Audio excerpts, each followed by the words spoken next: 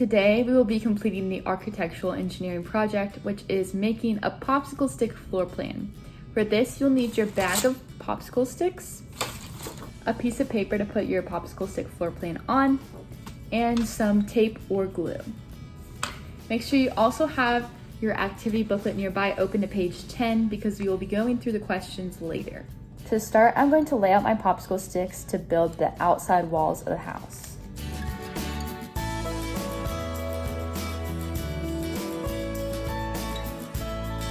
I'm just making mine a square, but you can make yours whatever shape you would like.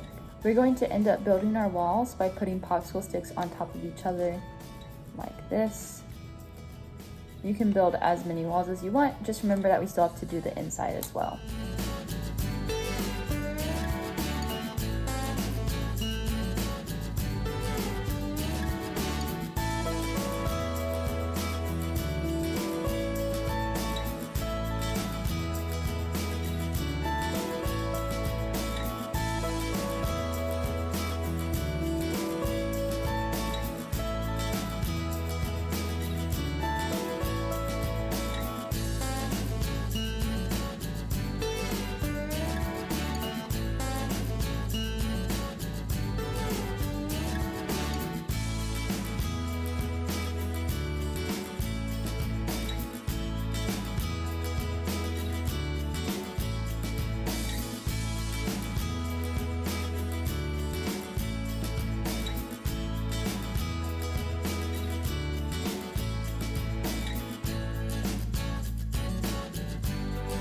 I'm going to be making my walls 4 popsicle sticks tall.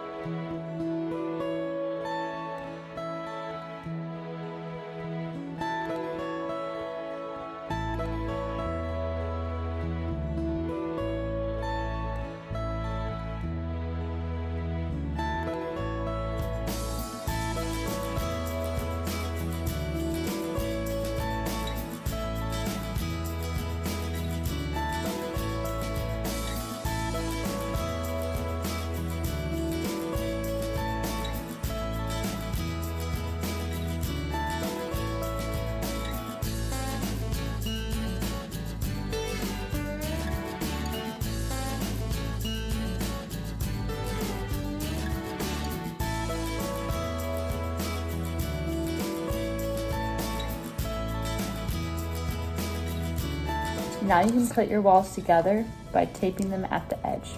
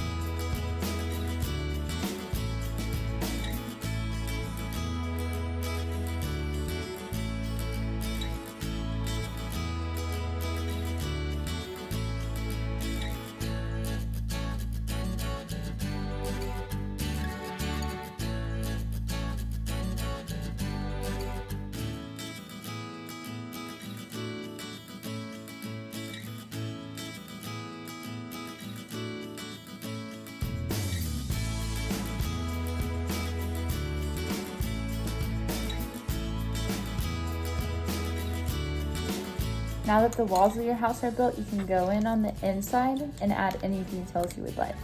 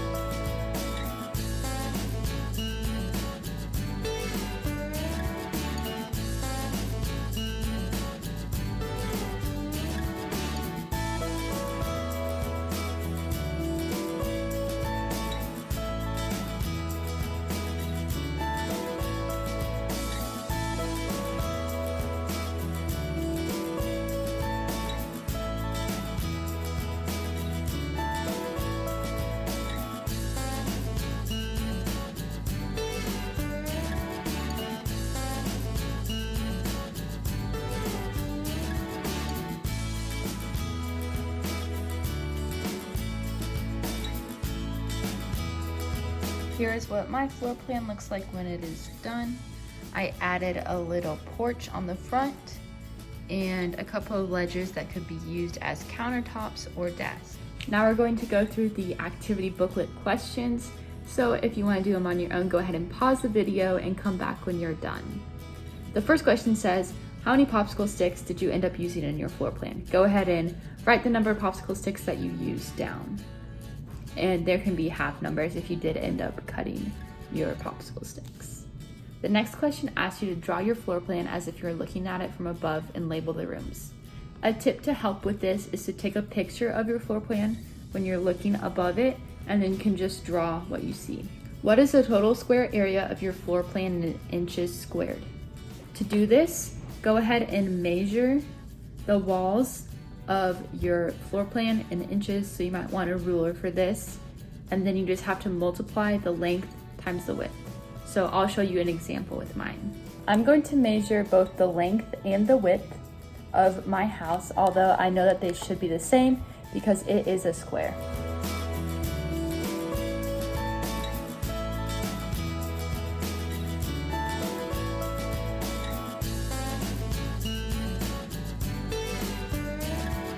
Both my length and my width of my house were 4.5 inches. So to find the square area of my house, I just have to do 4.5 times 4.5. When I do this, I get 20.25. So the total square area of my house is 20.25 inches squared. The next question asks, did you have any challenges making the different rooms? How did you overcome them? This is an open-ended question, so go ahead and write down any challenges that you faced and how you overcame them. This question says, if you were to design a house in real life, list 5 different things you'd want to include. So if you would like a pool or a workout place, go ahead and write all those things that you would want in your house down on the lines. This question says, what do you think are the most important things to think about when designing a house? Now the answer to this question is going to be a little bit different than what would you like in your house, because this answer is going to be more of the necessities of what you need to build a house instead of, oh, I want a pool in my house, which is not a necessity. The last question says, many times the engineers working on a house or building specialize in one of the following systems: the structural system, the electrical system, mechanical system, or plumbing system. Which of these systems would you want to work on and why? Well, in order for you to decide the answer to this question, I think you should know a little bit more about what each system is. The electrical system is the system of wires inside a building that transmits electricity to outlets and switches. Everything that requires electricity relies on this system. The structural system is the framing of the building. This is the first part of creating the physical building. Engineers that work on structural systems of buildings are important because they ensure that the house has a solid framing before all the other engineers come in to add the plumbing, electricity, and other amenities. The mechanical system is most prominent in large buildings that have multiple levels. Escalators and elevators that are put in these buildings are a part of the mechanical system. This system has to deal with machines or anything that moves within the building. The plumbing system is in charge of carrying water throughout your house.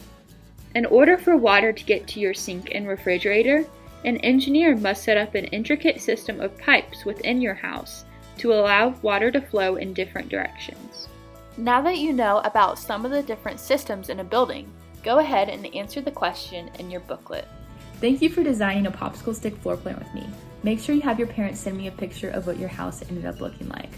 Have a nice day.